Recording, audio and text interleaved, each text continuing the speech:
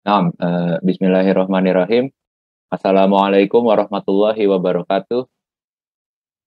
Alhamdulillahirabbil alamin. Hamdan katsiran thayyiban mubarakan fihi kama yuhibbu rabbuna wa yarda. Asyhadu an la ilaha illallah wahdahu la syarikalah wa asyhadu anna Muhammadan abduhu wa rasuluh alladzi la nabiyya ba'da. Naam. Pertama-tama kita panjatkan puji syukur kehadirat Allah Subhanahu wa taala yang mana telah memberikan kepada kita nikmat iman, nikmat Islam, dan nikmat kesehatan sehingga kita semua dapat hadir pada majelis yang insya Allah dimuliakan oleh Allah Subhanahu wa taala.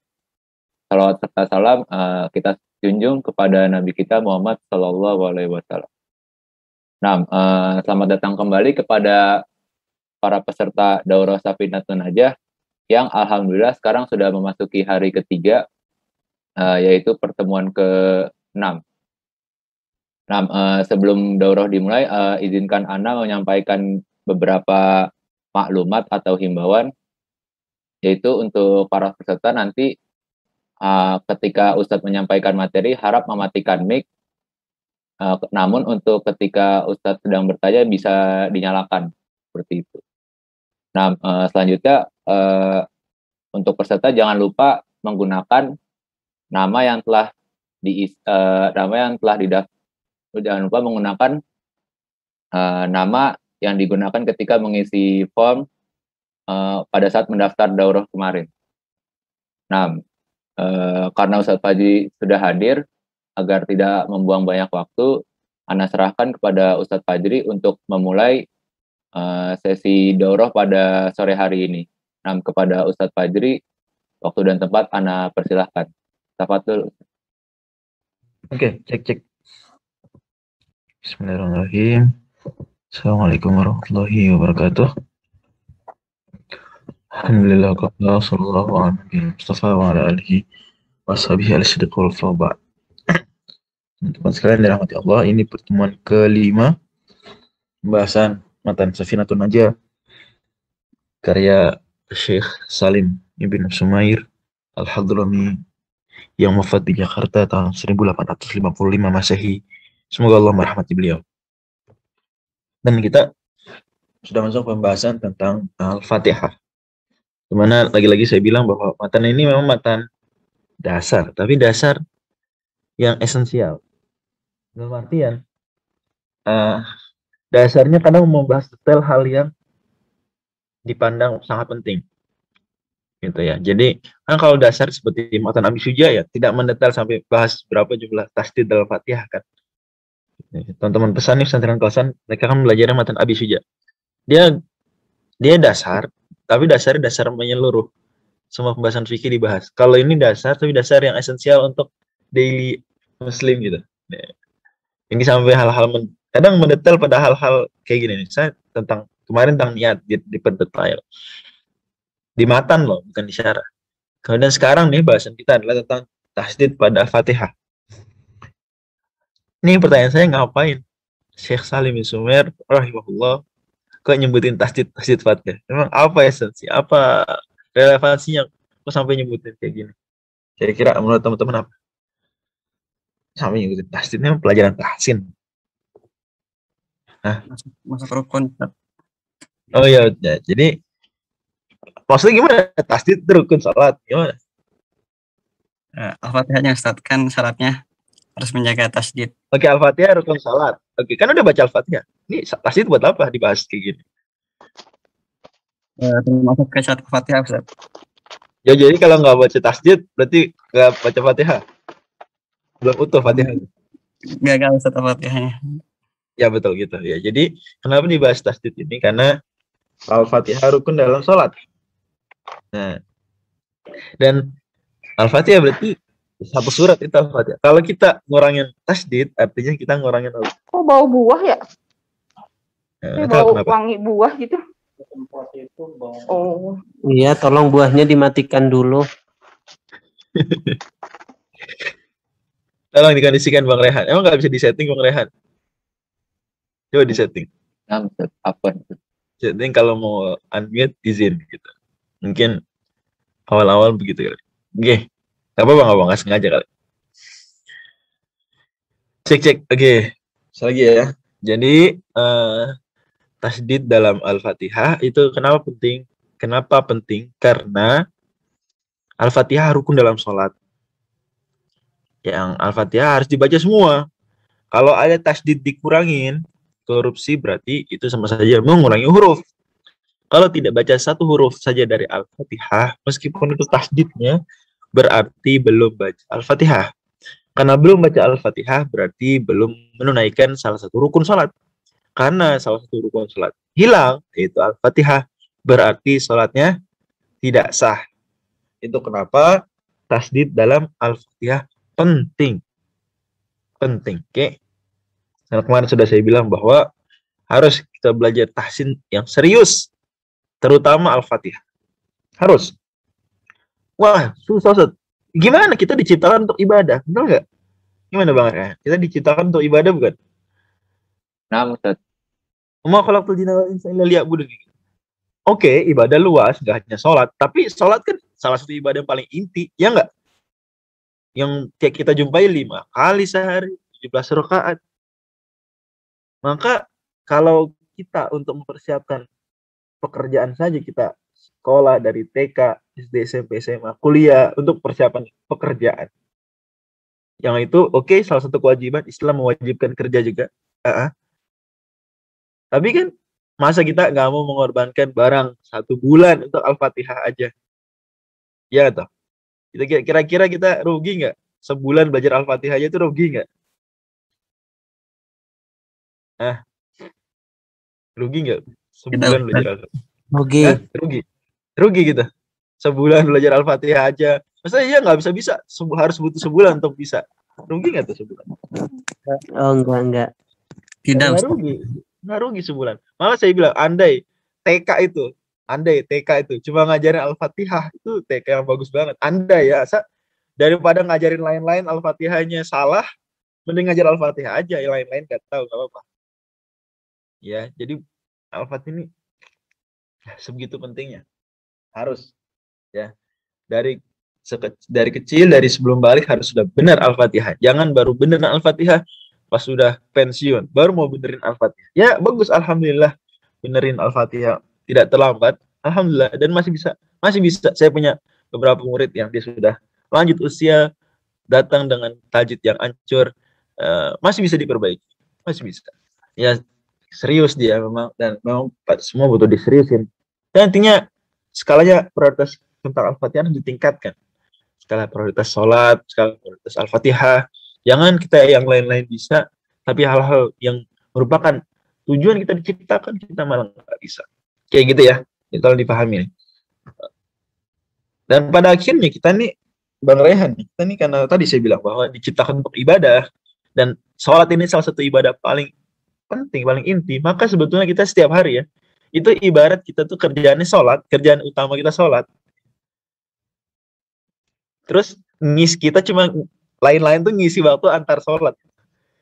Jadi biar nggak bengong dan kita harus maksimalkan waktu untuk kebaikan antar sholat, maka kita kemudian isi dengan kuliah gitu. Bro, ngapain kuliah?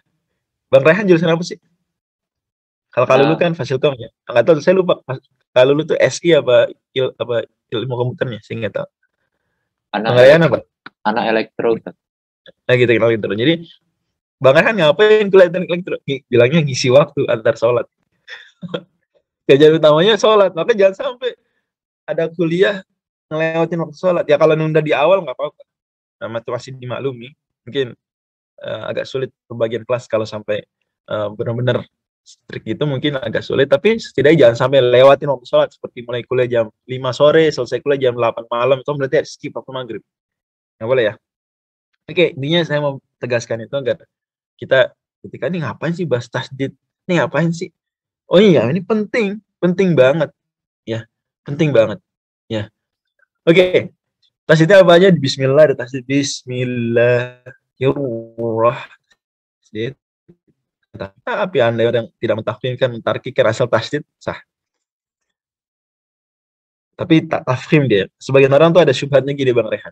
Kalau ro itu tasdid, maka kalau huruf sebelumnya kasroh, bismillahir, masuknya tarkik, keluarnya tafkhim. Hirroh. Ya, bismillahir, tarkik ya, tipis, hir, terus keluar tebal, hirroh. Ini nggak benar kayak gini. Yang benar langsung tafkhim. Bismillahirroh. Langsung tafkhim, nggak ada kayak gitu. Sama di surat Al-Falaq, kata An-Nas, ini syarri. Lah itu langsung tarkik. Syarri langsung tarkik, nggak ada. Masuk tebal, syaur, keluar tipis, syauri, kayak gitu. Ya, jadi tas itu satu kesatuan pada akhirnya dengan huruf ro. Dan tas itu nggak mempengaruhi tafkhim tarkik. Patokan tafkhim tarkik bukan tasdid. Ya, patokan tafkhim tarkik itu harokatnya atau huruf setelahnya atau huruf sebelumnya gitu. Bukan si tasdid. Tasdid itu mempengaruhi ketebalan, mesti kedobelan huruf saja. Dobelan, ganda atau enggak huruf. Gitu ya. Jadi mungkin saja tasdid tapi tipis seperti min syarri gitu ya. Tidak selalu tebal. Oke, intinya di sini bismillahirrahman sun tafkhim ya. Ar-Rahim tasdid di garis itu. Alhamdulillah tasdid. Rabbi tasdid. Terus ar-rah sama juga. Ar-Rahmanir Rahim tasdid lagi. Ada 14 totalnya tasdidatul Fatihah di arba'a asyrut. Jangan lupa nih tadi kalau tebak-tebakan ada berapa tasdid dalam Al-Fatihah? 14. Terus maliki yaumiddin di dal tasdid. Iya, nih yang sering orang biasa lupa yang ini. Ya enggak? Walaupun Ar-Rahman Ar-Rahim juga saya dapat ada sejumlah orang kurang kayak nggak tasdid. Ar-Rahmanir Rahim. Jadi nggak tasdid. Tapi ini lebih sering lagi. Iya karena berdua nggak ditekan. Iya ditekan harus. Malah ada nabar di nabar. Dan nabar ada 5 kasus. Salah satunya adalah kalau atau waw bertasdid. Iya dinabar ditekan. Hentak. Iya karena berdua. Iya nabar. Tasdid di sini tasdid. Kemudian ihdinas sirata. Ihdinas sirata ada tasdid. Dan shad harus diusahakan baca benar. Dan mendingan jadi sin daripada jadi shin. Mendingan jadi sin daripada jadi shin. Tapi tetap harus belajar shad. Harus diseriusin. Sampai bisa. Kayak mau belajar motor. Sampai bisa. Kayak belajar naik mobil. Sampai bisa. Harus gitu. Seriusnya harus gitu. Ya. Serius belajar huruf shad. Masa kewajiban yang kita kerjakan sehari 17 kali itu enggak diseriusin. Walaupun angka 17 nih bisa juga kita bikin tebak-tebakan Bang Rehan. Kayak kemarin. Bisa nggak orang sehari dia menunaikan sholat 5 waktu, Masya Allah, tapi baca Al-Fatihah cuma 12 kali. Bisa nggak? Bisa nggak? Nah, gimana? Bisa, Nah, cuma 12 Bisa. kali. Bisa gimana caranya? 12 kali. Masbuk Ustaz. Oh, masbuk terus ya. Dapat ruku tapi keren ya. Nah, dapat ruku. Semua dapat ruku. Bisa. Nah, kalau di jamak itu malah bisa lebih kurang lagi. Bisa, coba misalnya dia jamak dan dia masbuk ya. Jamak dan setiap jamak dan dapatnya ruku. Berarti bisa kita kurangin berapa lagi tuh? 6. Bisa 6 kali Fatihah. Coba gimana tuh 6 kali Fatihah? Coba ya, coba kita hitung bareng-bareng ya. 6 kali Fatihah. Salat itu jamak ya. Kan salat jamak berarti coba kita subuh 2 rakaat, dia cuma dapat 1 Fatihah. Oke. Kemudian jamak let's say takdim ya. Takdim zuhur asar, 2-2. Tapi pas 2 pertama dia masbuk. Dia dapat 1 Fatihah. Masbuknya di pas ruku gabung. Kemudian salat asar kan jamak takdim. Salat asar 2 rakaat itu dia masbuk lagi. Masbuk. Karena ketinggalan di awal udah ketinggalan di keduanya juga biasanya gitu. Masbuk lagi. Fatihah cuma 1. Berarti udah berapa sekarang? 3 Fatihah. Kemudian maghrib, jamak takhir misalnya ya. Maghrib 3 rakaat. Ya, nggak bisa di 1,5 kan? 3 rakaat. Cerek. 2. Berarti dia masuk di sini dapat 2 Fatihah. Kemudian Isya dia karena telat di maghrib, biasanya telat juga di jamak keduanya itu di Isyanya. Dia Isya 2 rakaat dapat 1 Fatihah. Berarti berapa Fatihah sehari? 6. 6 Al-Fatihah. Unik bisa seperti itu. 6 Al-Fatihah. Oke. Balik lagi ke sini. Jadi bisa tuh jadi bahan lugz ya. Walaupun nggak terlalu susah sih lugz. Oke. Ihdinas siratal ladzina ada tasdid sini. An'amta 'alaihim ghairil maghdubi 'alaihim waladdallin. Ini ada tasdid di dot walau ditekan. Yang orang sering lupa biasanya yang lamnya nih. Tol, jangan lupa ditekan. Ada nabar untuk menjaga biar tetap tasdidnya bagus. Ada nabar. Nabar di sini ketika ada kemat lazim kalim musaqqal.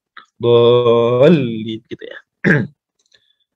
Karena kalau enggak biasa orang enggak tasdid atau seperti enggak ditasdid. Dolin gitu aja enggak. Jadi penting ada nabar-nabar yang penting sih seperti iyaka di yang pertama iyaka, terus iyaka kedua wa iyaka. Karena kalau enggak gitu jadi kayak guna. Iya, kalau enggak dinabar kayak iya. Walaupun mending sah guna dianggap tasdid dalam hal ini karena dia setidaknya mendobelkan ya iya, tapi nggak bagus, harus iya ditekan dihentak wa iya kan, kemudian yang di sini dolin dihentak juga walau dolin agar lamnya itu tasdidnya terjamin gitu ya. Berarti ada 14 tasdid. Next, kemudian tentang angkat tangan dalam madzhab Syafi'i, madzhab lain ada yang enggak gitu. Dalam madzhab Syafi'i kita mengangkat tangan di 4 tempat. Yang pertama saat takbiratul ihram, Allahu Akbar, angkat tangan. Oke, dan angkat tangannya ujung jari-jarinya itu ada di sejajar daun telinga. Ujung jari-jarinya di jari kita sejajar daun telinga. Allah. Dan tangan menghadap ke depan, menghadap ke depan. Jadi bukan ke samping. Saya nyalain kameranya. Jadi begini, enggak. Oke. Bukan begini. Menghadap. Oke. Sejajar dengan daun telinga. Dan ininya di bahu. Oke. Dan benar-benar begini ya. Sebagian orang dengan rehan kalau saya gini. Ya terserah kalau Pak. Mungkin sebagian madzhab terserah ya. Ya memang sah sih. Tapi kalau yang sesuai sunnah begini. Terserah milih mau sesuai sunnah atau enggak. Jadi jangan begini, jangan, tapi begini. Oke. Dan ini berlaku tidak hanya di takbiratul ihram, tapi juga entar ketika ruku, wa inda ruku'i. Jadi ada 4 tempat. Yusannu raf'ul yadaini fi arba'ati mawadhi'. Inda takbiratul ihram, wa inda ruku'. Saat ruku gitu juga. Allah, angkat yang benar. Baru ruku. Jangan buru-buru. Jangan setengah-setengah angkatnya. Apalagi ditekuk jarinya. Gini misalnya. Enggak. Begini ya. Seperti itu. Wa indal i'tidal, kemudian saat bangkit dari i'tidal. Oke. Dan dalam madzhab Syafi'i kita meskipun makmum tetap baca sami Allahu liman hamidah. Jadi tidak langsung Rabbana lakal hamd, tapi baca dulu sami Allahu liman hamidah pas bangkit. Terus habis itu baru baca Rabbana walakal hamd atau Allahumma rabbana lakal hamd, whatever. Ya. Jadi enggak cuma Rabbana lakal hamd. Demikian kalau perspektif madzhab Syafi'i. Kemudian nanti itu 3 biasa orang tahu lah. Nah ini yang biasa orang nggak tahu yaitu ketika bangkit dari tasyahud awal. Wa indal qiyami minat tasyahudil awwali. Jadi saat setelah tasyahud awal bangun ke rakaat keberapa berarti? Rakaat ketiga gitu ya. Maka dia disunahkan angkat. Berarti kalau dari rakaat pertama ke rakaat kedua disunahkan angkat tangan nggak? Dan teman-teman. Nggak perlu. Nggak disunahkan ya. Nggak disunahkan. Walaupun kalau diangkat tangannya nggak batal sholatnya, tapi nggak disunahkan. Ya, jadi bangkit ke rakaat kedua nggak disunahkan angkat tangan, bangkit ke rakaat keempat juga nggak disunahkan angkat tangan, disunahkan angkat tangan setiap setelah tasyahud. Jarinya rapat atau enggak? Jarinya tidak rapat, tidak terlalu rapat, tidak terlalu renggang, tapi cenderungnya rapat, ya, cenderung, tapi nggak sampai rapat banget. Demikian. Itu keterangan ada di misalnya di Al-Ashbah Nawawi disebutkan, di Tuhfah disebutkan. Oke, pindah ke ruku baca takbir pas perpindahan. Oh iya, penting diingat bahwa baca takbir itu dimulai dari awal gerak dan selesai ketika nyampe. Jadi Allah tuh pas bergerak. Jangan gerak dulu nyampe baru Allah. Jangan begitu. Jangan begitu. Ya. Mungkin sebagian orang bilang gini, oke, kalau sholat sendiri ya bisa lah. Kalau sholat berjamaah jangan gitu. Kenapa kok jangan gitu?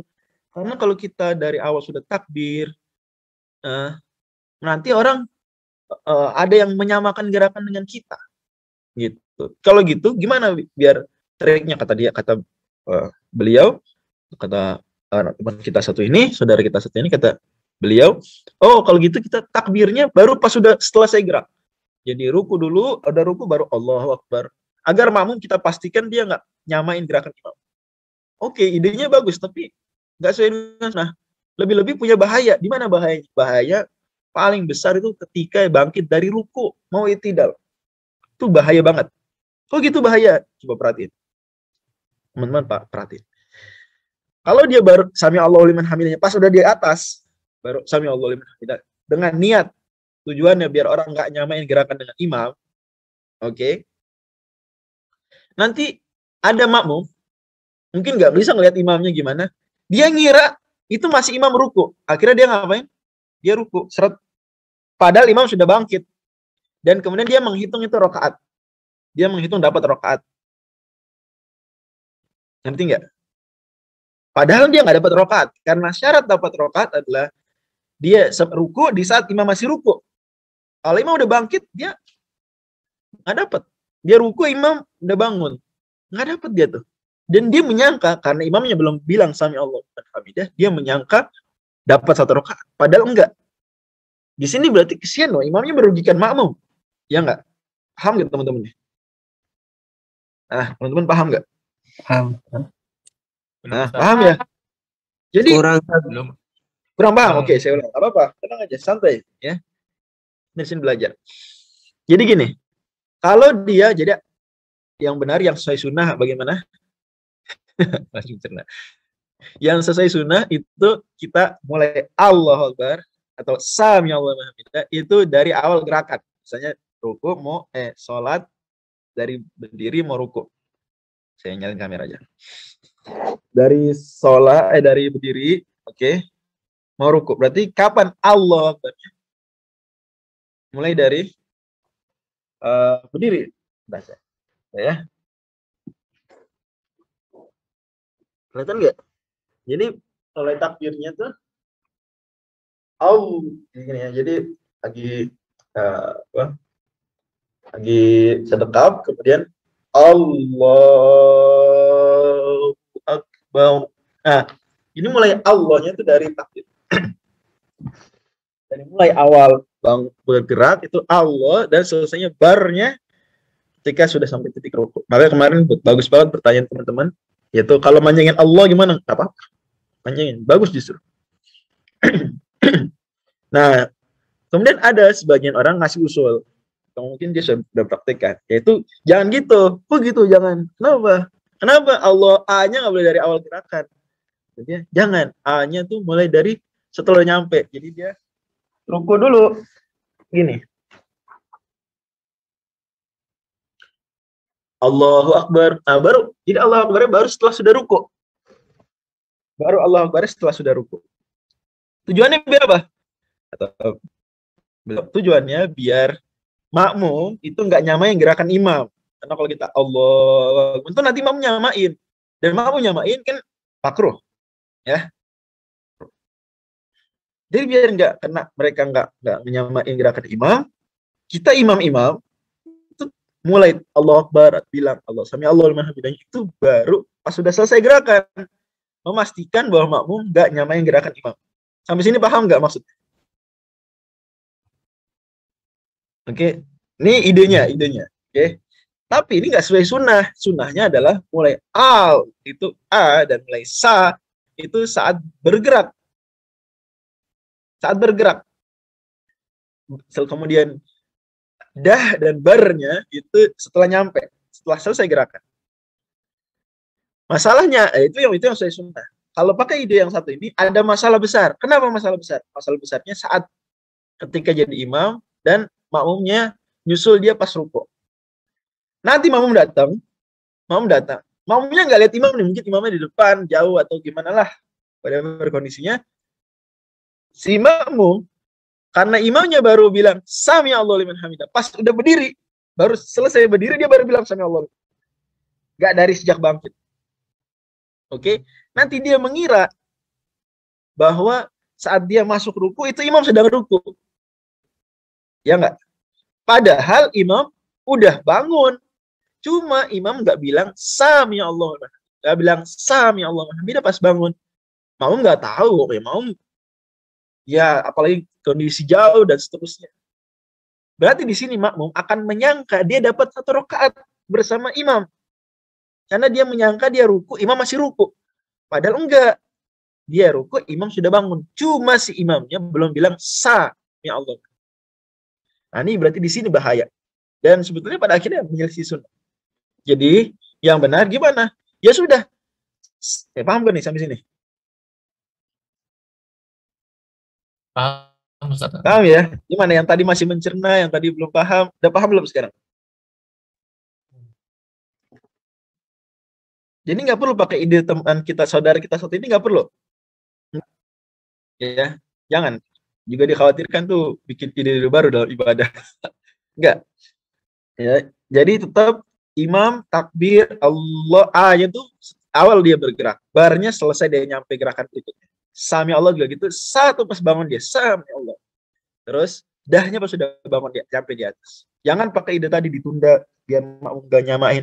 Oke itu mau nyamain semua mudaratnya makruh. Tapi Anda mengesankan makmum dapat 1 rakaat padahal enggak, oh itu siap. Parah banget. Ya.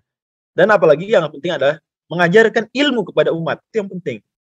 Makmum insya Allah tidak akan nyamain gerakan imam kalau diingatkan, disampaikan ilmu, bukan dengan membuat hal-hal yang baru seperti dalam agama. Jadi cara biar makmum gak nyamain gerakan imam gimana caranya?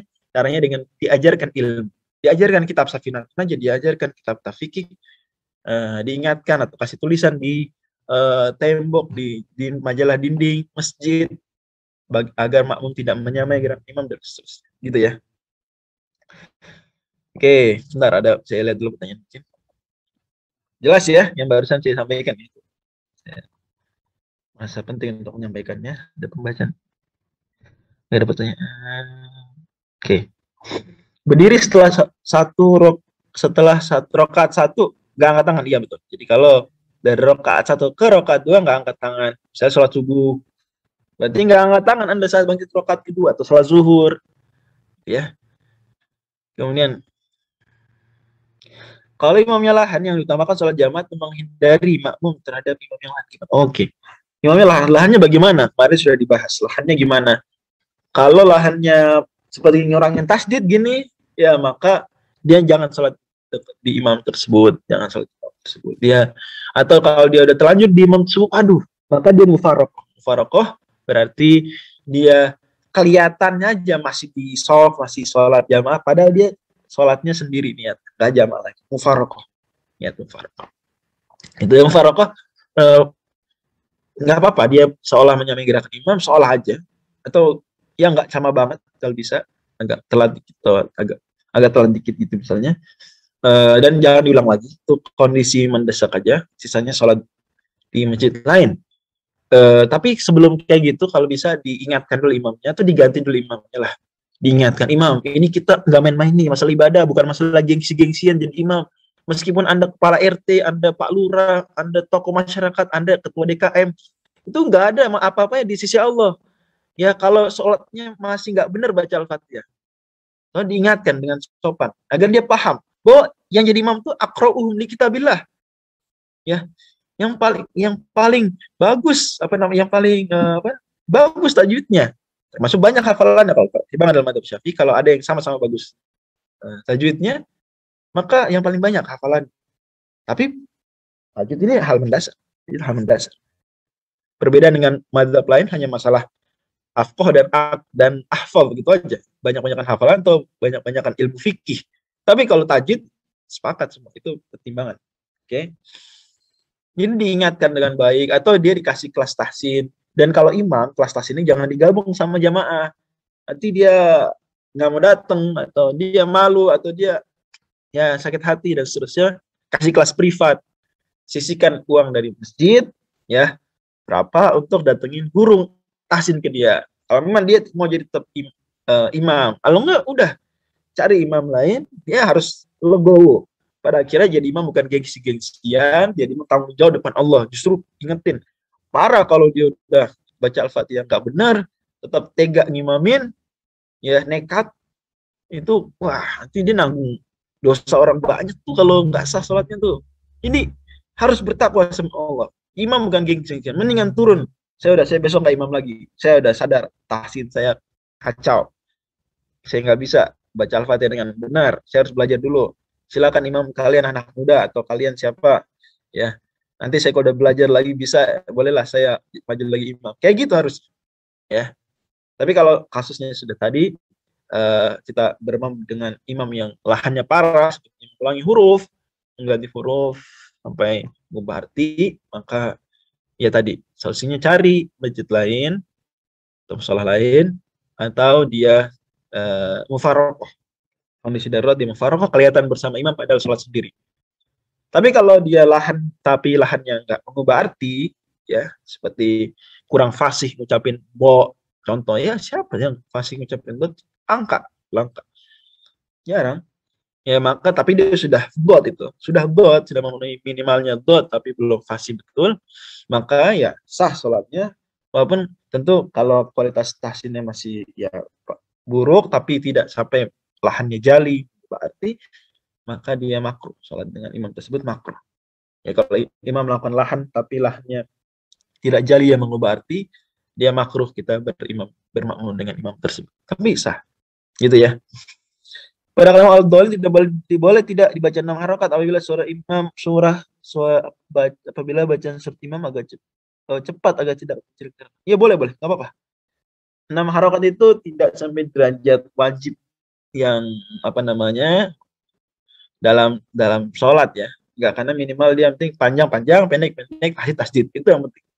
Ya, ini lahan jali dijaga agak jangan sampai terjadi. Tapi kalau kurang dari 6 itu lahan khafi yang dimaafkan. Kalau kondisi seperti itu maka ya jelas mendingan dia selesaikan dengan mat 2 harokat misalnya. Gitu ya. Oke. Angkat tangan di rakaat kedua 4 bisa batal enggak batal. Mau baca Al-Fatihah atau mendengar imam, ini pertanyaan sudah ditanyakan kemarin tapi nggak apa-apa, saya ulang lagi bahwa makmum tetap baca Al-Fatihah dalam semua rakaat. Tapi dia dimaafkan tidak perlu baca Al-Fatihah ketika kasusnya imam sudah ruku, maka dia langsung ruku saja. Dan dalam hal itu dia tetap dapat 1 rakaat meskipun belum baca Al-Fatihah. Oke, tapi dalam kondisi normal harus baca Al-Fatihah makmum dan imam. Oke. Bangkit dari sujud juga gitu. Iya betul begitu. Cuma kan kalau bangkit dari sujud nggak mempengaruhi tadi jumlah rakaat. Jadi bahayanya nggak sebesar bangkit dari ruku. Itu ngeri itu. Maka imam penting ya. Siapa di sini jadi imam ketika bangun dari ruku harus sami Allah tuh pas bangun. Sami Allah harus. Agar makmum sadar, tahu semua makmum, apalagi yang baru datang juga termasuk, ini imam sudah bangun. Maka dia perhitungan ya. Ikut-ikut enggak nih.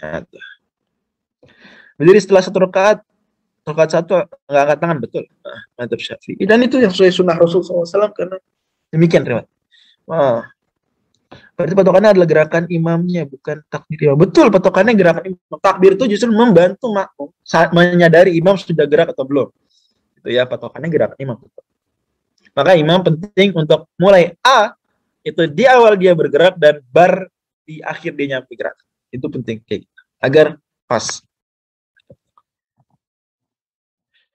Kalau imam mengucapkan sami Allah, makmum juga iya mengucapkan sami Allah. Dalam madzhab Syafi'i, imam bilang sami Allahu liman hamidah, makmum bangun. Sami Allahu liman hamidah, Rabbana walakal. Gitu ya. Demikian. Kalau misalnya saat zuhur telah 1 rakaat angkat tangannya ketika bangkit dari tasyahud awal, bangkit rakaat ketiga.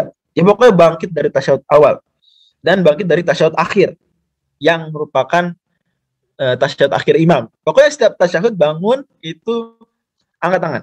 Kalau tasyahud bangun angkat tangan. Gitu ya. Kalau faraqah tidak perlu takbiratul ihram ulang, nggak perlu. Cukup putus niat aja. Putus niat. Terus putus niat di dalam hati. Ketika sholat Jumat imamnya lah. Itu iya sholat zuhur kalau gitu. Kalau kayak gini kasusnya mufaraqah dalam sholat Jumat berarti sholat zuhur. Nah, itu agak repot. Ya, tapi ya nggak apa-apa. Kita nggak usah malu-maluan. Ya, nanti Ini hal mendasar dalam agama, lakukan. Wah, ini orang apa nih sholat zuhur? Bilang aja, imamnya lahan. Selesai, tapi yang sopan caranya. Biar masjid paham, jangan sembarangan milih imam. Ya. Oke. Kita sholat berjamaah di rumah orang tua. Ayah masih kurang fas jadi imam. Bagaimana kita memberitahukannya? Apa tidak mengapa anak? Iya, nggak apa-apa anak jadi imam, nggak apa-apa. Nah, cuma nyampaikan yang baik, yang hikmah. Gitu ya. Kalau di saya biasanya bukan jadi imam, ya pasti salah. Nah ini mana? Ya panggil kiai. Resepnya mana kiai yang dihormati imam tersebut, ustadz yang dihormati imam tersebut, kita telepon. Kiai ini gimana nih? Begini bla bla cerita. Nanti kiainya carikan solusi. Gitu ya.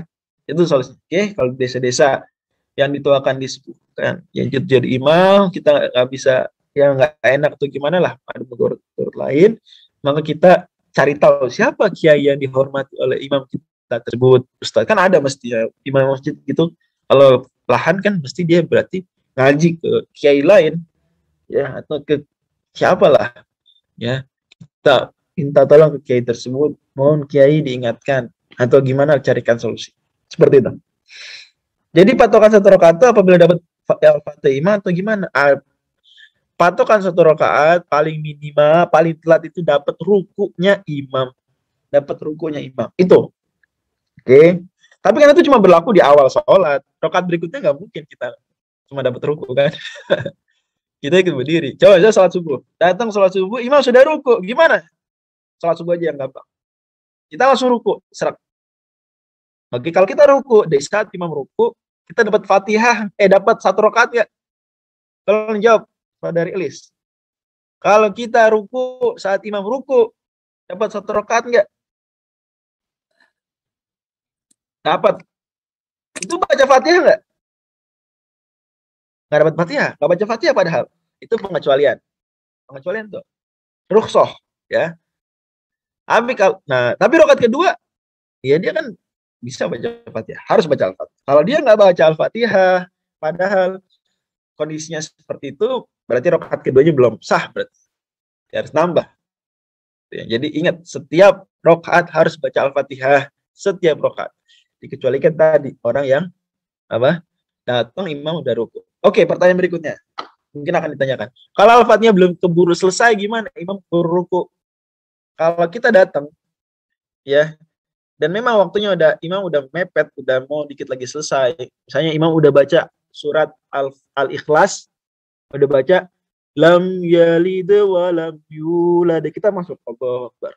Ini kira-kira keburu nggak baca Al-Fatihah? Tidak sepertinya Ustaz. Gimana? Imam baca lam yalid wa lam yulad, kita baru masuk Allahu Akbar. Keburu nggak keburu kan? Ya keburu nih. Maka kayak gini, kita baca Al-Fatihah langsung Al-Fatihah. Bismillahirrahmanirrahim. Nanti imam ruku, kita langsung ruku. Jangan ditunda. Ya. Jangan di sini maksudnya nggak harap, tapi yang sunnah adalah jangan ditunda. Oke. Ya nggak boleh sampai kalau 3 rukun. Ya. Tapi di sini enggak, di sini langsung ikut ya. Nah, kapan kita harus menyelesaikan Fatihah dulu? Gak apa-apa telat. Itu ketika kita datang, udah jelas imamnya nggak cukup baca kita waktu Al-Fatihah. Saya ada lam yalid wa lam yulad. Kita datang, kita baca doa iftitah gitu ya. Kita doa iftitah dulu. Wah, iftitah dulu Ustaz, sunnah nih. Iftitah. Itu salah dia sebetulnya, karena harusnya kalau sudah waktu mepet itu dia utamakan yang rukun. Iftitah tuh nggak rukun. Ta'awud nggak rukun. Yang rukun Al-Fatihah, harus langsung Al-Fatihah. Tapi kalau dia udah terlanjur, udah jelas waktu mepet, dia masih sunnah-sunnah dulu, iftitah, ta'awud. Berarti di sini dia melakukan tafrid, keteledoran. Maka resikonya adalah dia harus selesaikan Al-Fatihah. Karena dia sudah menyibukkan diri di waktu yang sempit dengan hal yang tidak rukun. Hukumannya dalam tanda kutip adalah dia harus selesaikan Al-Fatihah. Meskipun imam sudah ruku, salah sendiri. Tadi malah baca iftitah dulu. Salah, harusnya langsung Al-Fatihah. Kalau langsung Al-Fatihah, maka Anda bisa langsung ikut ruku meskipun belum selesai Al-Fatihah. Tapi kamu di sini malahan iftitah dulu, maka harus selesain Al-Fatihah. Kecuali kalau dia ketika, wah saya kalau nyelesain Al-Fatihah dulu, itu ketinggalan lebih dari 2 rukun fi'li. Ya, ketinggalan misalnya 2 rukun fi'li berarti ruku, i'tidal, sujud. Imam keburu sujud. Ya udah kalau gitu langsung aja ruku. Gitu ya. Paham kan? Jadi dia masuk malah sempit, dia titah segala, berarti hukumannya ada dia harus selesaikan meskipun kok. Ya, bolehlah sujud. Kalau udah sujud, dia harus segera. Ya. Emang udah mau sujud nih, langsung deh. Tapi kalau enggak, dia selesaikan Al-Fatihah. Tapi kalau datang waktunya sempit, waktu sempit harus langsung Al-Fatihah. Dia langsung Al-Fatihah, maka berarti dia ketika imam ruku langsung ruku, nggak apa-apa Al-Fatihah nggak selesai, nggak apa-apa. Jelas ya? Jadi tidak selesai baca Al-Fatihah dalam kasus ini maka tetap dihitung 1 rakaat. Itu rukhsah lagi, rukhsah. Karena dalam hal ini lebih utama mengikuti imam. Ya, dalam kasus ini ya, utama. Kalau konsekuensi dari tinggal 2 rukun fi'il berarti terputus dia jamaahnya. Dia harus meniatkan jamaah lagi. Gitu ya. Dalam kondisi tersebut berarti dia ketinggalan 1 rakaat. Aturan dapat 1 rakaat jadi ketinggalan 1 rakaat. Gitu ya. Jadi tolong dipahami dari sini agar memprioritaskan Al-Fatihah langsung bagi yang masbuk kok. Bagi yang masbuk prioritas Al-Fatihah. Gitu ya. Baik. Jelas teman-teman sekalian? Jelas nggak nih? Oke. Lanjut. Jadi intinya di sini adalah angkat tangan. Angkat tangan di 4 tempat ini. Selain itu maka takbir saja, Allahu Akbar saja tanpa perlu angkat tangan. Oke, dalilnya apa nih? Dalilnya hadis riwayat Bukhari. Di mana Ibnu Umar kana idza dakhala fi sholati kabara wa rafa'a yadayhi wa idza rafa'a yadayhi wa idza qala sami Allahu liman hamidah rafa'a yadayhi wa idza qama min rak'ataini rafa'a yadayhi wa rafa'a dzalika Umar ila Nabi sallallahu alaihi wasallam. Nafi meriwayatkan bahwa Ibnu Umar tuh takbir di 4 tempat tadi, ya. Kemudian Ibnu Umar merafa'kan hal tersebut kepada Nabi. Sebenarnya maksudnya Nabi melakukan itu. Dalam riwayat Al-Bukhari lainnya, Ibnu Umar jelas bilang bahwa Nabi kalau sholat XXX, maksudnya XYZ. Oke, jadi ini dalil Bukhari bahwa Nabi takbir angkat tangan, rafa'a yadayhi di 4 tempat tersebut. Idza dakhala fi shalah, ihram, idza raka'a, ruku, idza qala sami Allahu liman hamidah, i'tidal, wa idza qama min rak'atain, maksudnya setelah tasyahud awal. Gitu ya. Selain itu enggak perlu angkat tangan. Lanjut, kemudian sujud. Syurutus sujud sabtu. Sujud, syarat sujud, maksudnya syarat sujud yang benar, yang sah ada 7. Pertama, an yasjuda ala sab'ati a'dha. Sujud di atas 7 anggota sujud. Tadi dijelaskan. Yang kedua, wa antakuna jabhatuhu maksyufatan. Dahinya terbuka. Enggak boleh ada yang menutupi dahi. Walaupun sah kalau masih ada sedikit yang masih ada yang terbuka sah. Ya, tapi ini nggak berlebihan juga sampai kalau ada 1 helai rambut nggak sah, nggak gitu. Kan 1 helai rambut ngalangin sedikit. Sisanya masih kena. Gitu. Jadi masih ada dahi yang terbuka. Peci juga gitu. Peci nutupin bagian atas sedikit. Itu nggak apa-apa. Sah, walaupun ya dia afdal itu jangan sampailah ada yang terhalangi ketika dia sujud. Tapi kalau bicara sah nggak sah, sah. Karena masih ada sebagian dahi yang terbuka.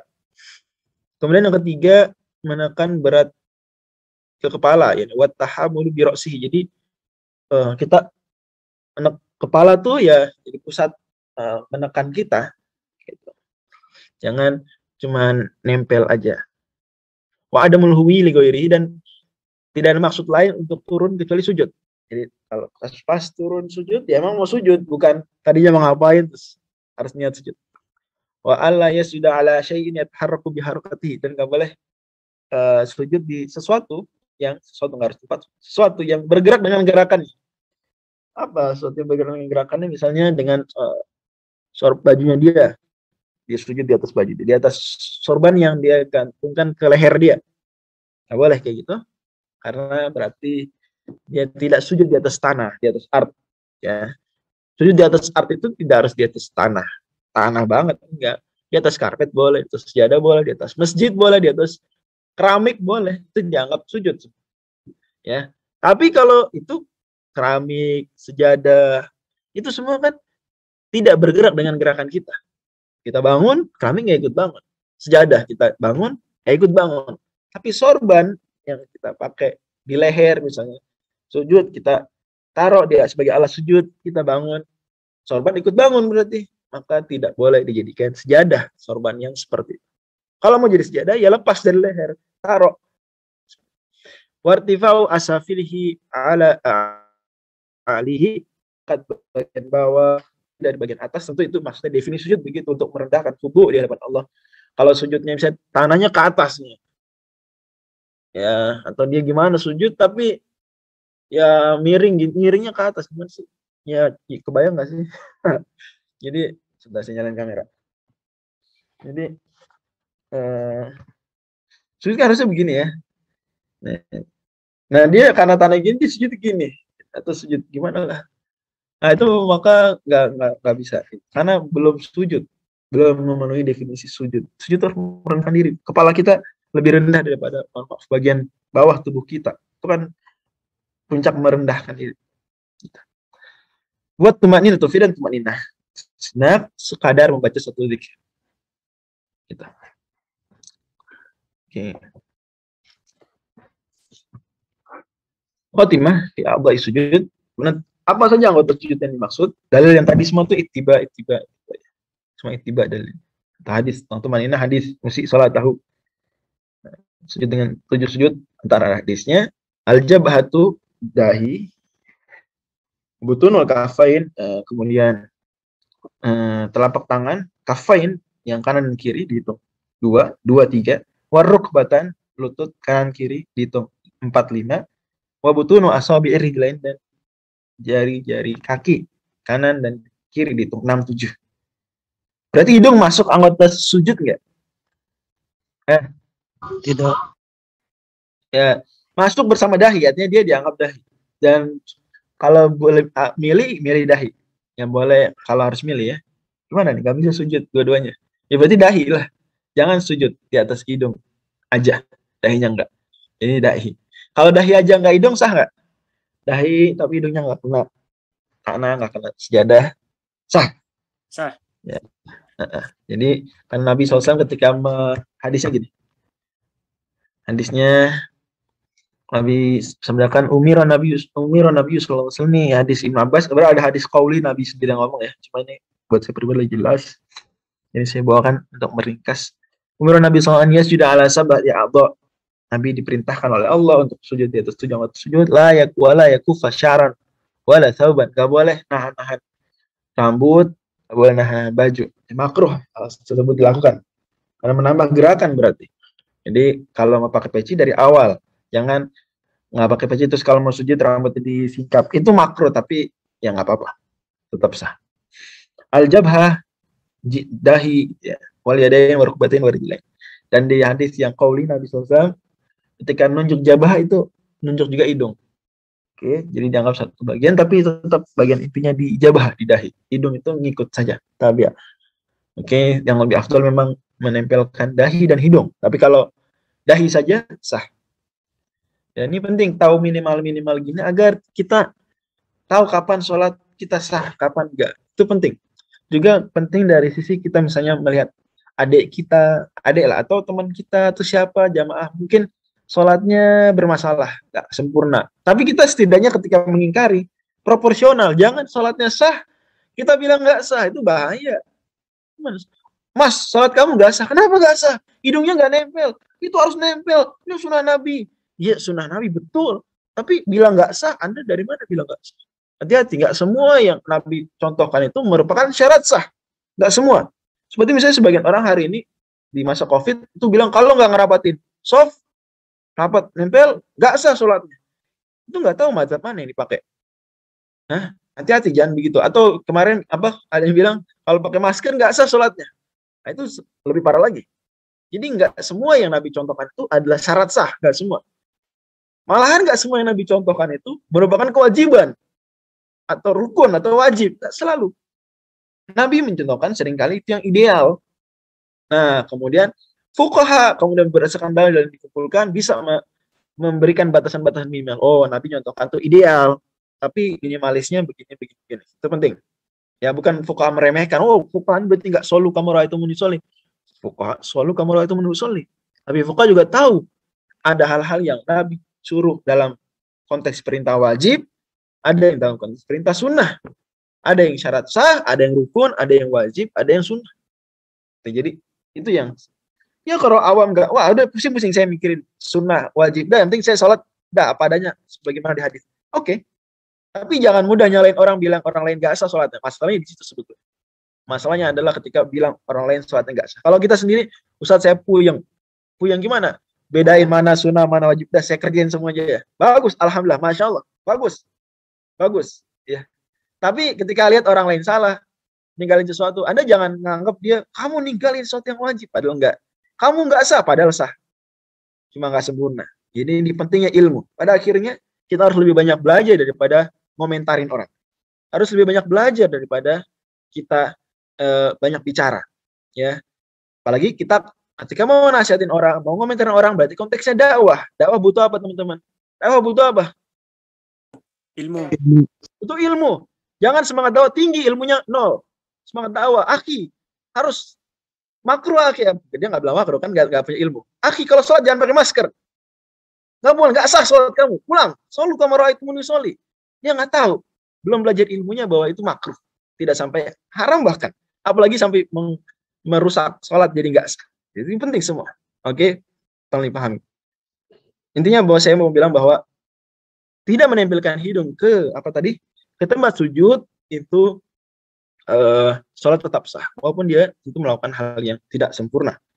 Kemudian juga tadi apa rambut, sehelai rambut di jidat itu tidak mempengaruhi keabsahan sholat, tapi tidak bilang, oh kamu sholat nggak sah gara-gara ada sehelai rambut, enggak gitu, ya. Tapi selama masih ada bagian dari dahi yang nempel dan tidak terhalang maka sholatnya sah. Di peci misalnya sebagian atas dikit dahi masih tutupan peci, sebagian bawah masih nempel, maka sah. Ya, walaupun yang lebih afdal adalah jangan begitu. Oke. Kemudian pembahasan selanjutnya adalah tentang tasdidah atau tasyahud. Tasyahud penting, termasuk tasdidnya. Kok gitu? Kenapa? Emang kenapa? Kenapa? Yang dibahas tasdid sampai banyak nih, 21 disebutin semua. Karena tasyahud rukun sholat. Ya tasyahud rukun sholat kan udah dibahas tasyahud sholat. Apalagi tasyahud akhir, maksud tasyahud akhir, lafaz tasyahudnya itu rukun sholat sehingga harus dibaca utuh. Oke. Dengan tasdid-tasdidnya. Walaupun kita tahu lah pada akhirnya ada beberapa pilihan tasdid, pilihan tahiyat, lafaz, tapi tolong dijaga tasdidnya agar bacaan benar. Itu juga sholawat Nabi Sallallahu Alaihi Wasallam juga ada merupakan rukun salawat pada Nabi SAW, jadi dijaga agar tasdidnya terjaga. Nah kalau ngurangin tasdid, ngurangin huruf berarti nggak dibaca, soalnya nggak sempurna, nggak dibaca utuh, gitu ya. Oke, kita baca tasdidatu tasyahudi ihda wa ishrun 21 khamsun fi akmalihi wa sittata asyara fi aqalihi. Ini penting nih, tahu kapan aqallut tasyahud itu penting. Ya Pak, harus tahu nih kita. Oke. Ya. Jadi paling minimal banget 16. Kalau yang sempurna tambah 5. Berarti ini 21, 16 plus 5. Ingat ini, 16 plus 5. Yang pertama at-tahiyatu 'ala ta'i wal ya'i. At-tahiyyat. Walaupun ini karena bukan Quran, teman-teman perlu tahu, ini tidak ada kewajiban ngikutin aturan tajwid yang khas tajwid ya. Ingat, aturan tajwid itu, nih pahami baik. Aturan tajwid itu ada yang khas tajwid, ada yang tidak khas tajwid, berlaku dalam semua bahasa Arab. Ya, yang khas tajwid itu hanya untuk Quran, nggak berlaku untuk zikir, untuk bacaan sholat, untuk hadis, termasuk untuk adzan, nggak berlaku. Artinya nggak wajib, karena Allah hanya perintahkan warattilil Quran. Oke, ini aturan tajwid yang khas Quran, yang khas tajwid. Misalnya apa? Memperpanjang guna, inna itu khas tajwid. Misalnya apa? Nama harokat mad lazim kali musaqqal. Tol, bisa kita walad tol itu khas Quran. khas tajwid. Kemudian mad arid disukun nggak boleh lebih dari 6. Khas tajwid. Quran, oke. Khas tajwid maka itu hanya berlaku pada Quran. Dan sejenis ikhfa. Apalagi misalnya idgham bigunah. Let's say gitu ya. Nah, tapi kalau ada aturan tajwid, dia nggak cuma khas tajwid, dia memang itulah bahasa Arab. Seperti tasdid, itu tasdid memang itulah bahasa Arab. Seperti makhraj, memang itulah bahasa Arab. Seperti apa lagi? Panjang, 2 harokat, itu memang itu bahasa Arab. Panjang, ada pendek. Ya. Kemudian seperti apa lagi? Seperti sukun, harokat-harokat. Yang kayak gini maka berlaku di azan, di qomat, di zikir, di bacaan sholat, di doa, termasuk tasyahud. Oke, bisa nggak bedain antara dua hal ini? Bisa nggak? Bisa bedain nggak? Bisa ya? Kalau sifat Ustadz? Apa? Sifatul huruf. Di sifatul huruf yang mana? Kokolah dipantulin nggak? Tapi sifatul huruf yang menentukan huruf itu beda dengan huruf lain harus berat. Misalnya apa? Apa bedanya ghain dan kha? Apa bedanya ghain dan kha? Sifat apa yang membedakan ghain dan kha? Nah, salah satunya sifat apa? Jahar dan hamas. Nah, berarti di situ penting hamas. Kalau hamas jadi kha, kalau jar jadi gha. Nah, ada beberapa lah sifat-sifat tertentu yang dia memang itulah identitas huruf tersebut. Kali itu penting. Ya mungkin bagus kalau seandainya nanti teman-teman yang belajar tajwid itu coba memperhatikan ini mana yang khas tajwid, yang benar-benar khas banget, tambahan dari aturan bahasa Arab, dan mana yang memang real bahasa Arab memang seperti itu asli. Bisa bedain gak nih kok? Cuma satu yang jawab. Bisa bedain gak antara dua hal ini? Bang Rehan bisa nggak Bang Rehan? Insya Allah Anda bisa. Teman yang lain bisa nggak? Ya nanti coba. Intinya tasydid itu bukan sekadar aturan tajwid khas tajwid, ya aturan bahasa Arab. Harus tasydid. Oke, juga panjang 2 harokat tuh harus. Ya. Oke, kita lihat at-tahiyatu ala ta'i wa al-mubarakatu salawatu ala sad at-tayyibatu ala ta'i wal ya lillahi ala lamil jalalah lam di lafzul jalalah assalamu ala sin alaika ayyuhan nabiyyu alal ya'i wan nun wal ya. Dan yang utama dalam madzhab Syafi'i adalah tetap alaika ayyuhan nabiyyu.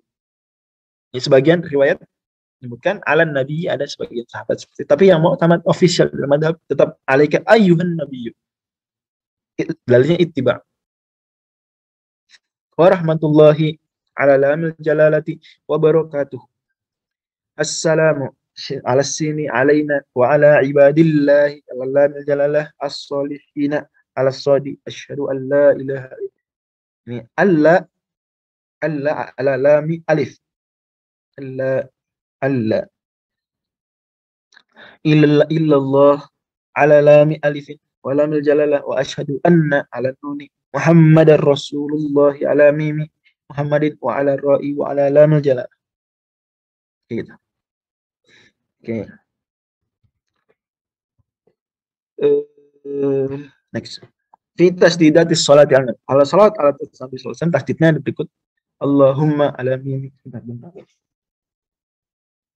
Oke, 1 menit lagi. Allahumma ala lami wal mimi salli ala lami ala Muhammadin. Jadi kalau orang baca Allahumma shalli ala Muhammad titik itu sah. Sah itu minimalnya. Gitu ya. Allah bisa. Kemudian berikutnya salam.